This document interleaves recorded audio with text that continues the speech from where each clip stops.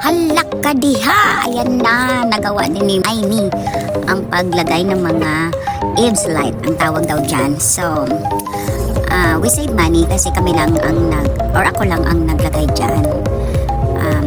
Tulungan naman ako ng asawa ko sa pag-put up ng ladder.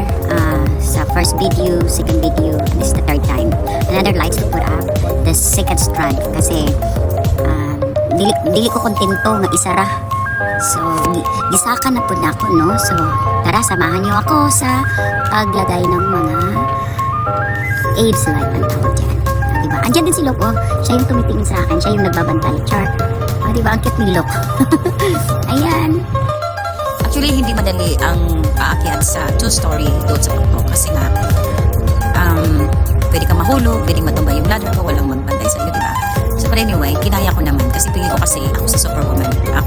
Pili ko kasi na may power ako, no? Pwede akong tatalon, pwede akong lilipad. Sana nga, no? Sana all pwede lumipad. Mas gugustuhin ko pa nga, gusto ko na may power ako na iikot na lang, parang sumasakay lang ng broom. But anyway, it's really hard, but wala akong takot kung tawagin natin. Kasi nga, hindi ako takot sa mataas. Kasi nung maliit pa ako, lagi din akong tumatalon. Lumilipad. Ganun ba yun? Hindi. Kung sa Bisaya pa, pero hindi ko mag-ambak sa tulay ba? Kanang inig-tig sa San Juan. Nga, pero hindi ko mag-ambak sa tulay. Naman pa ko kami ito. Diba? Ayan si Lord. Nakabantay sa akin. I like it.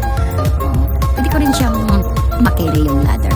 Mabigat siya, pero kasi siguro sanay na ako sa pagbubuhat ng mabibigat dahil na nag-gym din ako. Tsaka mabigat yung mga weights na kinicarry ko. But anyway, ayan guys, samahan niyo ako. Hindi ako magaling mag voice over, pero try ko lang.